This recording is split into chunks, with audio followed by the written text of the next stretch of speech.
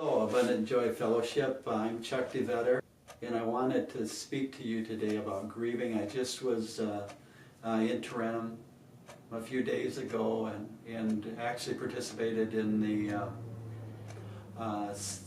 the Saturday celebration that celebrated what an incredible pastor and incredible man that Greg was, and it really still is in all our hearts.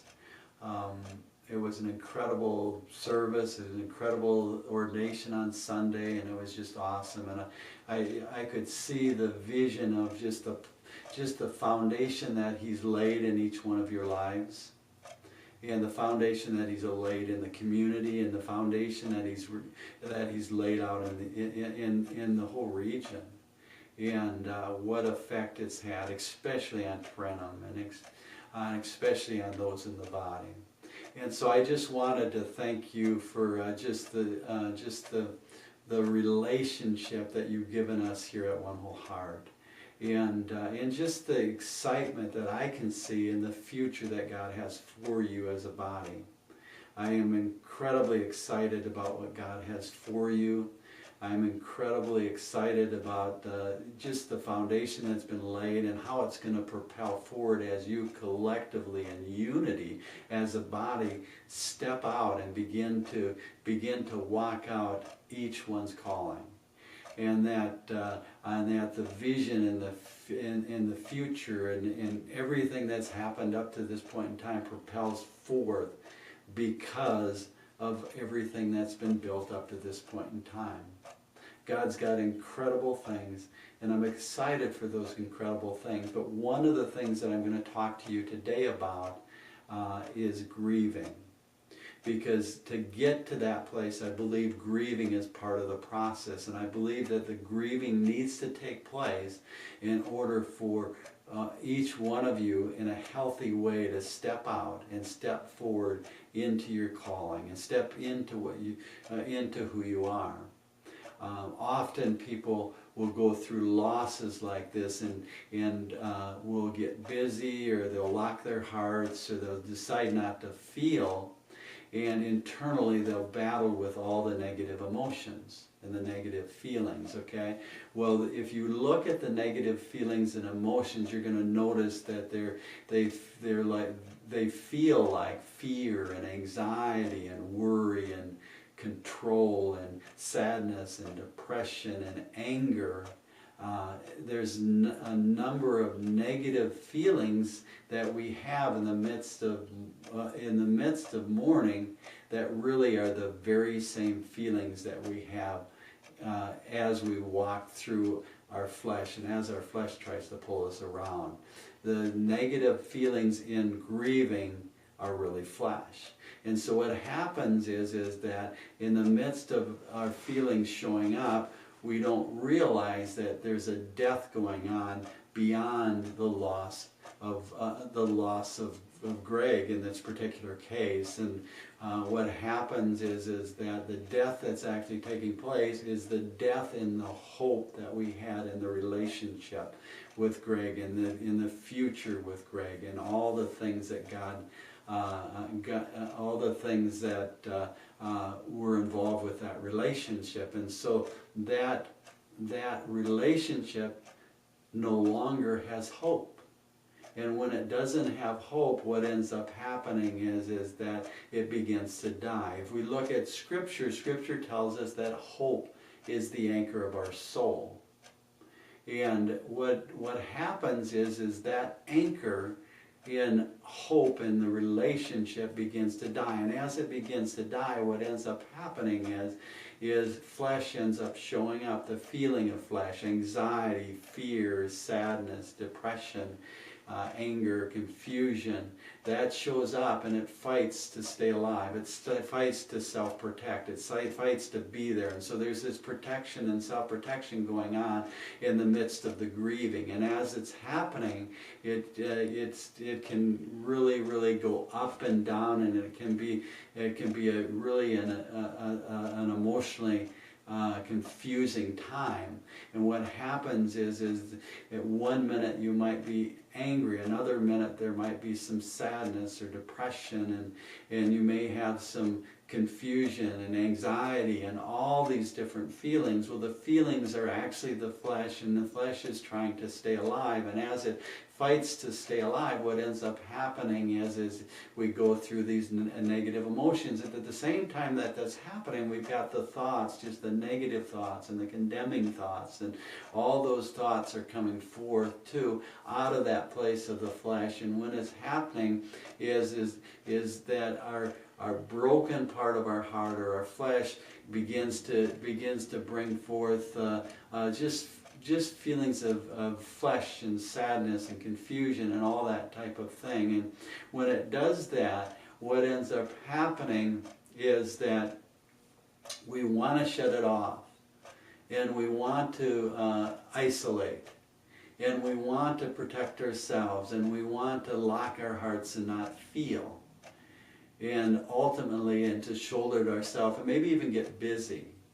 But the problem with all that is that just doesn't work. It actually locks our heart and hardens our heart and puts us in a place where from a health standpoint, it eventually catches up, and it's just not a good thing.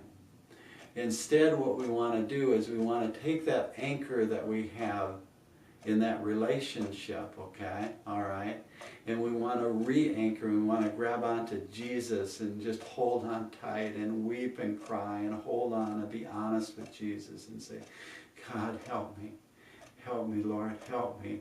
And we want to be able to let go of our hope in that relationship,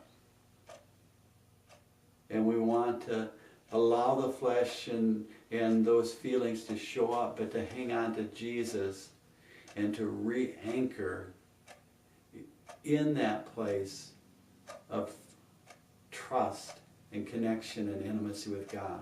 It's all about being more intimate with God. It's all about getting in a deeper and more trusting relationship with God. Now, obviously, all the negative feelings, and the feelings will always come with thoughts, because the broken part of our heart always will bring forth not only feelings but thoughts. And so when that's happening, there's just that place where if we're holding on to Jesus and we just anchor in Him and hold on and weep and cry, and not isolate, but be amongst the brethren, and be in a place where we can encourage each other, and we can point each other back to Jesus, and we can help each other to understand, that's how I felt, or that's what it feels like, but just grab onto Jesus, just look to Jesus, and we can worship together. And the more and more intimacy and the more and more interaction in intimate settings and in relationship, but positive relationship and deep intimacy with God, what it does is it brings healing. And it actually releases chemicals in our brain, whether it happens to be endorphins or serotonin. It releases chemicals in our brain that actually facilitate the healing process. And so as we're walking through it, and as we're grabbing onto Jesus and letting go of us protecting ourselves and just holding onto Jesus, what ends up happening is eventually all this goes away. And in the end, what ends up happening is we're re-anchored in Jesus, and the faith and trust that we had over here all of a sudden is in Jesus, and there's a deeper confidence, and that confidence is actually propels us further in our calling. It propels us further in that place of being able to walk out who we are, in that place of trust that we have with the Lord. The Scripture talks about the confidence, and that's the confidence we're talking about.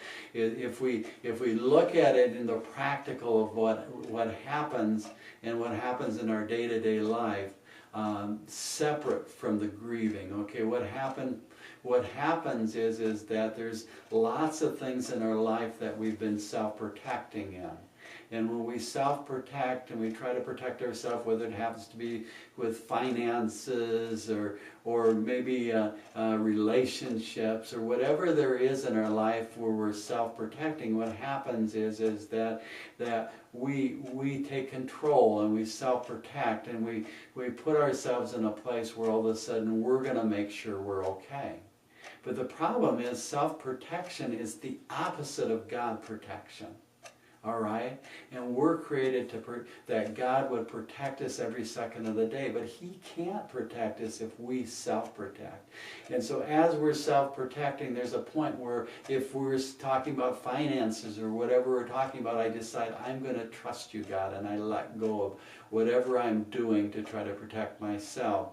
And as I let go of that, the anxiety shows up, the fear shows up, the sadness shows up, the depression, the anger shows up. Okay, that's the flesh that we were talking about. That shows up. And when that shows up, what I do is I grab onto Jesus again, okay? And as I grab onto Jesus, what ends up happening is that self-protection that I had, I let go of. And as the anxiety and the fear and the sadness and depression show up, what ends up happening is eventually it goes away and I'm re-anchored in Him. And so we're talking about a process that whether it's in grieving or whether it's in my day-to-day life, it's all about letting go of self-protection, letting go of me protecting myself, and walking through those negative emotions, okay, and doing it in a manner that I'm anchored and holding on to Jesus in a deep way. And as I do that, eventually that pattern of grieving goes away, whether it happens to be in the grief that I'm walking through, or if it happens to be in my daily life when I let go of me protecting myself, because that's also a grieving process. When all of a sudden I'm trying to protect myself in finances or other areas of my life, and I let that die. As I let it die, what ends up happening is I go through the grieving process, and that also, and I reconnect, and out of that is further confidence. And so I'm just going to finish with this for right now. I'm just going to talk to you a little bit about the fact that what the enemy wants to do is he wants to isolate. And either in any type of grieving I'm going through where I'm letting go of my own self-protection and trusting myself, all right, and I begin to grab onto Jesus and hold on tight, okay, what the enemy wants to do is he wants to isolate me. He wants to get me separated out. He wants to bring those negative thoughts, and then my flesh starts speaking thoughts about how I'm bad or there's something wrong with me, or thoughts that are confusing, or somehow things are my fault, or anything like that. He wants to go ahead and just bombard me with negative thoughts and negative emotions, okay? Now, the more and more I'm around that intimacy or that place with God and in His presence, and the more and more you're in the corporate worship and connection and everything like that, that actually brings the opposite. It brings God's love and His intimacy. And there's also that place where my mind tries to figure it all out. Okay, now my mind is in this particular case, is my carnal mind. And my carnal mind is at enmity with God, okay, and that's connected to my flesh, okay. What I want to do is I want to move out of the figuring it out stage, okay. I want to move out of that place where I'm trying to figure it out in my mind, okay, all right, because my mind actually partners with my flesh, okay, my carnal mind. And I want to move into that place which I call the mind of my heart, or the mind of my spirit. And as I grab onto Jesus and His goodness, then He gives me revelation out of the mind of my heart. And when He does that, I fall deeper and deeper in love with Him. I get further and further anchored in Him. And so what I would say is the more time you can spend with each other and point each other back to Jesus and encourage each other and recognize that those feelings that you're having are feelings that are natural, and that they're feelings that are actually flesh and they're not spirit. And we want to get back in the spirit, and we want to get back in that place of the mind of our heart and God's goodness. And we can do that intimately one-on-one, and we can do that corporately, but we need to point each other back to Jesus. I appreciate you listening, and I hope that this word will penetrate your heart and make the grieving process easier, so that in the end you can walk out the fullness of your calling in Jesus. Thank you.